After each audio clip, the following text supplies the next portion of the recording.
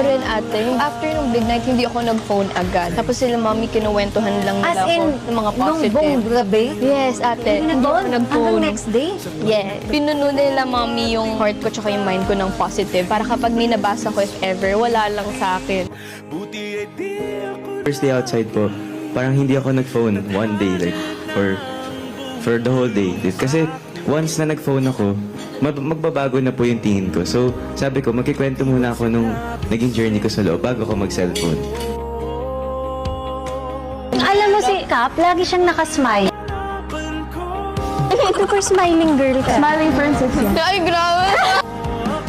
Also po to Miguel because he's always just smiling, which is nice. It's very refreshing.